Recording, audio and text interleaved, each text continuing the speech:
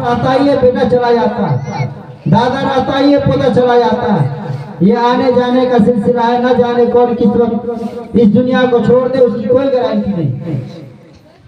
सब आदमी ये जानते हैं कि हाँ किसी भी वक्त मौत आ सकती है और ये दुनिया को छोड़ देना है। और इस दुनिया के छोड़ने के बाद जो आखिरत वाला दुनिया है वहां जाएंगे, वहां सवाल और जवाब होगा। और वो आखिरत वाली दुनिया से पहले जिस दोस्त और साथी की वजह से हम आखिरत की तैयारी नहीं करते, शैतान के जाल में फंसे हुए, अगर आप नमाज पढ़ने की तैयारी करेंगे तो आपका साथी शैतान बनकर आएगा और कहेगा शाम से हम भी चलेंगे, अभी छोड़ दो। आदमी भाग के चला जाता है इसके साथ।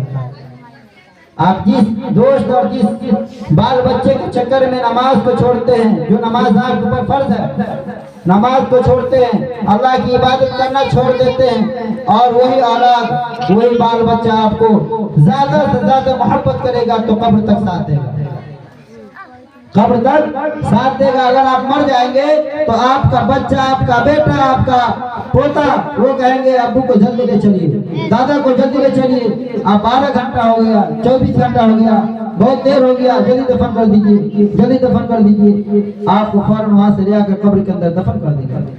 ज्यादा मोहब्बत होगी तो आपको मिट्टी डाल देंगे, उससे ज्यादा मोहब्बत होगी तो 2-4 मिनट मालूम कर कुछ दौर दुरूद जो उनको याद हो पढ़कर अल्लाह से आपको माफी करेंगे, फिर वहां से चले आएंगे। आप कब्र से पुकारेंगे ए मेरे भाई, ए मेरे बाप, ए मेरे दादा, ए मेरे साथी, ए मेरे रफीक, थोड़ा देर रुक जा, लेकिन वो सुनेगा नहीं।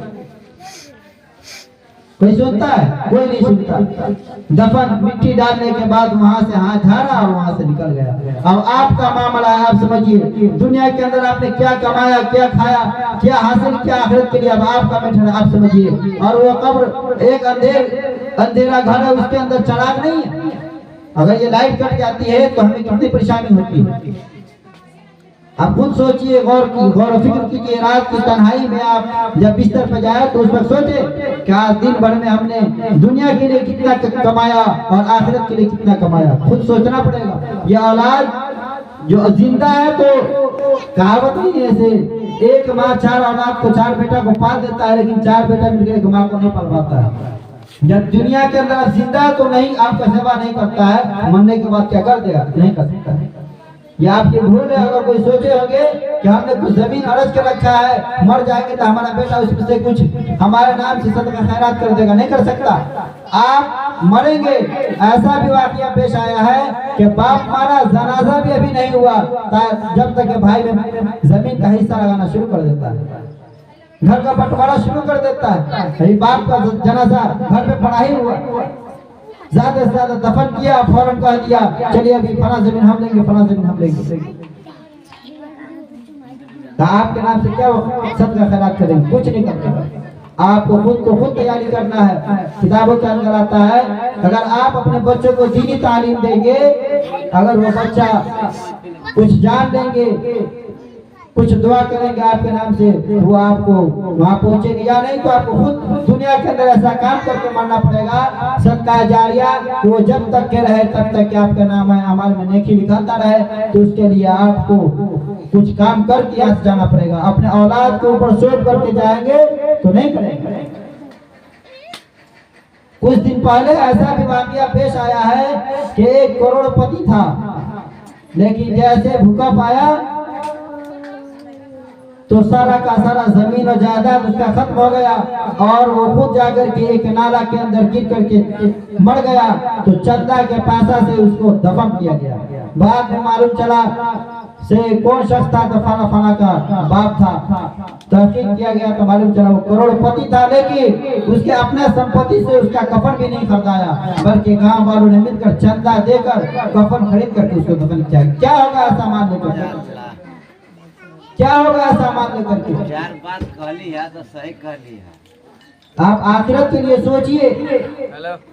मान लीजिए आज शादी के मौका से आप डीजे लाए, गाना बजाएंगे, मौज मस्ती करेंगे और इसमें सिर्फ गुनाह ही गुनाह, अगर इसमें नेकी होता तो सबसे पहले उलमा कराम ये गाना बजाते। यार बात साइकिल ना बात साइकिल। देखिए ये सब गुनाह वाली चीज है, इसको हम अगर आपको रोकेंगे ना तो आपको बुरा लगेगा। कौन कथल क्या ले कौन कथल किताबों के अंदर आता है फजूल खर्च करने वाला शैतान का भाई है। फजूल खर्च करने वाला ये शैतान का भाई है। अब मान लीजिए आप अगर डीजे लाए हैं, ये जो 2000 या 4000 या 10,000 जो दिए हैं, अगर ये पैसा किसी गरीब को दे देते या यही पैसा कल जो आपके दरवाजे पर मेहमान आएंगे उसमें अगर आप बढ़ा चढ़ा कर खर्च कर देते, उनके सेवा के लिए रख देते तो कितना अच्छा होता। माशाल्लाह अल्हम्दुलिल्लाह। वो आदमी तारीफ करता है, फला के दरवाजे पर गए थे तो फला चीज खिलाया, तो आपकी तारीफ करता, आपको हक में दुआ करते, मांगने लगा। लेकिन आप ये वो नहीं सोचे और इसमें खर्च कर दिए। ये सब फजूल खर्च है। दुआ कीजिए कि अल्लाह टाइम काफी ज्यादा हो गया है, दुआ कीजिए कि अल्लाह तबारक व तआला हम सबको सिरात मुस्तकीम पर चलने वाला बनाए और हम सबको पक्का सच्चा नमाजी बना दे। और कल जो शादी है दुआ करें कि अल्लाह उस शादी में बरकत दे और दोनों मियाँ बीवी में उल्फत और मोहब्बत अता फरमाए। आमीन। व आखिर दावाना अनिल हम्दुलिल्लाह।